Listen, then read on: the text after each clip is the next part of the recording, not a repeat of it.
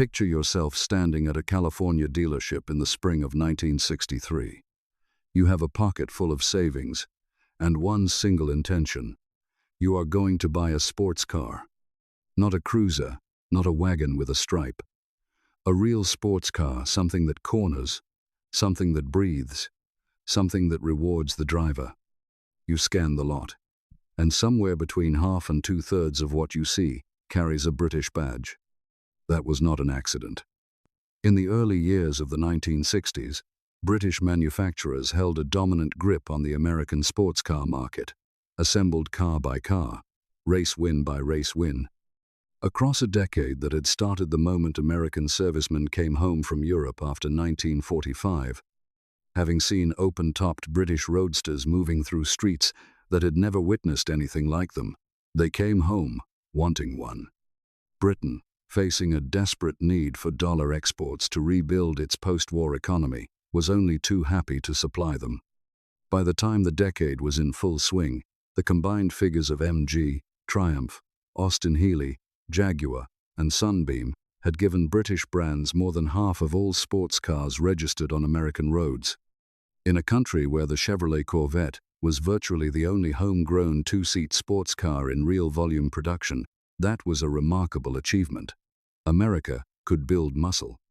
What it struggled to build was a lightweight, open-top roadster at a price a young engineer or junior salesman could actually afford. For that, America turned to Britain. Today we are looking at the 7 cars at the heart of that story, from a sub-$2,000 entry-level roadster to one of the most admired automobiles ever to leave a factory floor. Each one brought something distinct to the American market, a different price point, a different character, a different reason to choose British over anything else on that lot. You may have owned one of these. You may have lost sleep over the payments. You may still have one in your garage right now. This one is for you. Car number 1, the Austin Healey Sprite, Mark II, the car that opened the door.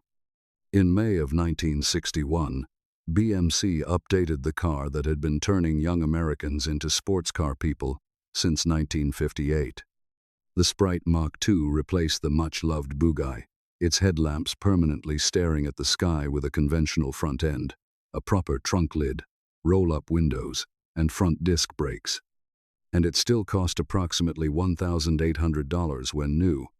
That price point was the entire point. Donald Healey and BMC's Leonard Lord had conceived the Sprite to put sports car ownership within reach of ordinary wages. By 1961, around 8,935, Austin Healeys of all models were sold in the United States in a single year. Under that clamshell bonnet sat the BMC A-Series engine, 948 cubic centimeters, producing 46.5 horsepower at 5,500 revolutions per minute. Chevrolet salesmen laughed at that number. What they did not understand was that the car weighed just 1,543 pounds. In a machine that light, 46 horsepower, goes a very long way. The original Bugatti Mark I had won its class at the 1959 Sebring 12-hour race. The Mark II continued that competition credibility, giving the car a standing in American club racing that advertising money could not have bought. 31,665 were built between 1961 and 1965, part of a total Sprite production run of 129,347 cars, the overwhelming majority of them crossing the Atlantic. Today, a solid, honest example trades in the $10,000 to $18,000 range for many American men of a certain age. It was the first car that ever made them feel like a proper driver. Car number 2, the Triumph Spitfire Mark I, the name that sold a million dreams. There is a reason Triumph named this car after a fighter plane. By 1962, Spitfire was not just a word, it was living history, a name every man who had lived through the war carried with him. The car was introduced at the 1962 Earl's Court Motor Show and styled by Giovanni Michelotti, and it showed. Where the Sprite was workmanlike, the Spitfire was genuinely pretty full-width bonnet, front wings that hinged forward as a single piece for remarkable engine access, wind-up windows as standard. Beneath the bonnet sat a 1,147 cubic centimeter four-cylinder, producing 63 horsepower at 5,750 revolutions per minute. The car weighed 1,565 pounds and reached a top speed of 92 miles per hour. Debuted at the 1962 Chicago Auto Show at $2,199. American Triumph sales climbed 25% in the first full year. That is a product achievement, not an advertising one. One fact no honest account can omit: the early Spitfire used a swing-axle rear suspension inherited from the Triumph Herald Saloon. Under sustained hard cornering, it could lift and tuck the inside rear wheel. Most owners learned to manage it, some did not. In 1964, David Hobbs and Rob Slotemaker drove a factory-entered Spitfire coupe to third in class at Le Mans from 63 horsepower. That was better than remarkable. 45,753 Mark I Spitfires were built, part of a lifetime total of 314,332 cars. Car number 3, the Triumph TR-4, Michelotti's masterpiece. By 1960, the TR-3A had been in production largely unchanged for 4 years. Triumph knew their loyal American following would accept evolution but not stagnation. They handed a brief to Giovanni Michelotti: keep the mechanicals, reinvent everything else. What came back from Milan was the TR-4, and the first production car rolled out of Triumph's Canley factory on July 18, 1961. The 2,138 cubic centimeter four-cylinder engine carried over, now producing 100 horsepower at 4,600 revolutions per minute, enough for 103 miles per hour, and 0 to 60 in 10.9 seconds.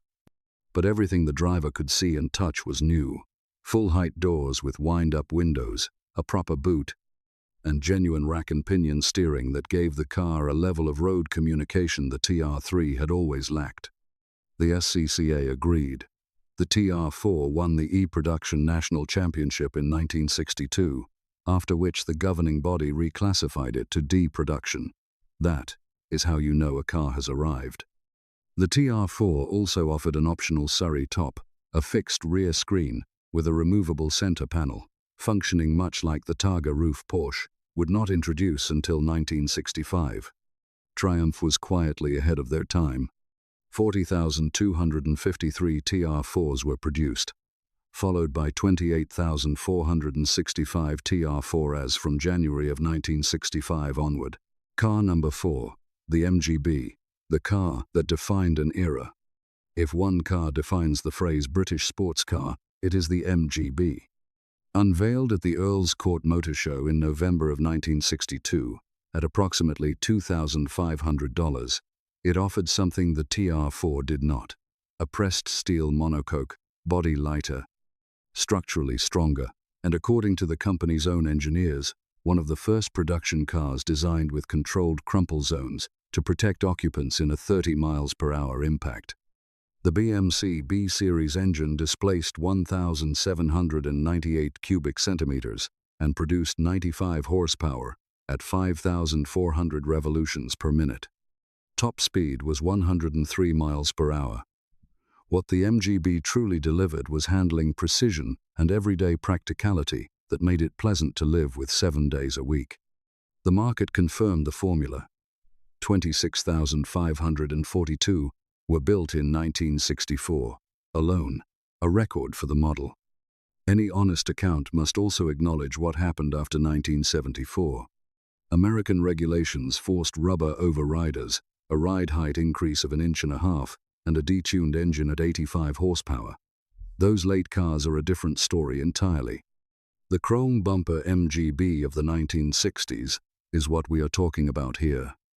When the Abingdon factory finally closed in October of 1980, total MGB production had reached 523,836 cars, more than 300,000 of them sold in America. No British sports car has come close to those numbers before or since. Car number 5, the Austin Healey 3000, Mark III, the Big Healey at its peak. There are British sports cars, and then there is the Austin Healey 3000. From its arrival in 1959 as successor to the 106, the Big Heeley occupied a different category entirely. Lean, muscular, low-slung, it made no apologies for what it was. The Mark III, introduced in 1963, breathed through twin SUHD-8 carburetors and produced approximately 150 horsepower from 2,912 cubic centimeters of BMC C-Series straight 6. 0 to 60 in approximately 9 seconds, top speed around 115 miles per hour, and a sound from that straight 6 that remains one of the great automotive sounds of the 20th century. Body panels were built by Jensen Motors in West Bromwich and shipped to Abingdon for final assembly.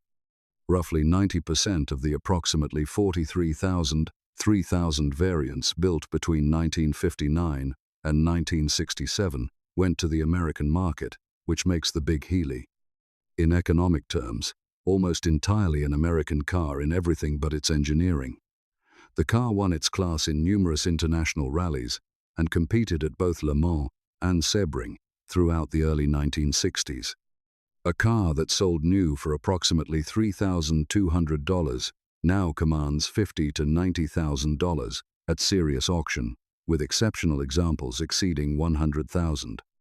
That trajectory tells you everything about how the market has come to understand what was sitting in those dealerships in 1963.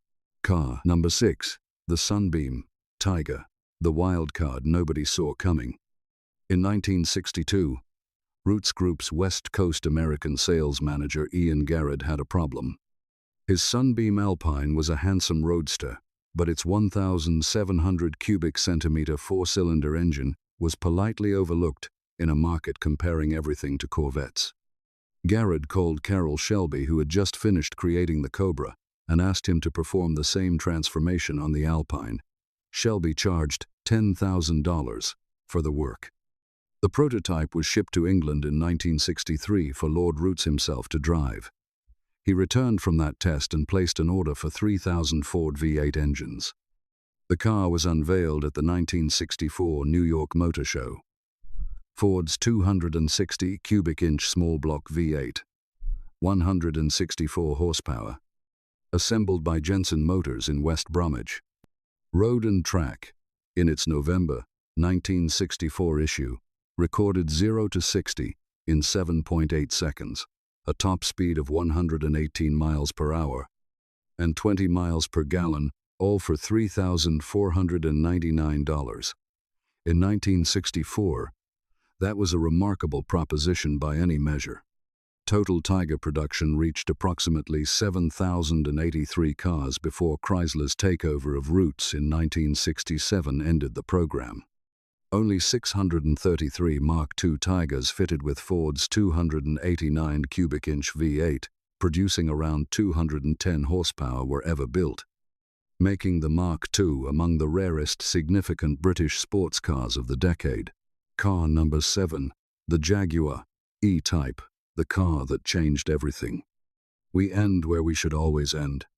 When the Jaguar E-Type, the XKE in North America, was unveiled at the Geneva Motor Show on March 15, 1961, it stopped the automotive world in its tracks. End code. Malcolm Sayers' body was derived directly from the D-Type racing cars that had won Le Mans 3 consecutive times from 1955. The 3,800 cubic centimeter inline 6 produced 265 horsepower at 5,500 revolutions per minute. Fully independent suspension front and rear, inboard rear disc brakes, a genuine engineering achievement at a time when Ferrari still used a beam rear axle. Motor Magazine in 1961 recorded 149.1 miles per hour and 7.1 seconds to 60, making the E-Type the fastest standard production car in the world. At the moment of its introduction, the price was approximately $5,595.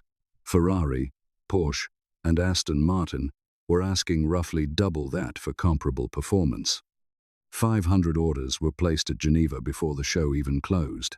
Around 85% of all E-Type production was exported, with North America taking the largest single share of any market. One honest footnote: The two E-types tested by the British press in 1961 had been carefully prepared by Jaguar's competitions department and fitted with Dunlop racing tires. Production cars were not quite what those test cars suggested. The E-type stands on its genuine merits. It does not need embellishment. 38,419 Series 1 cars were built between 1961 and 1968, a well-preserved.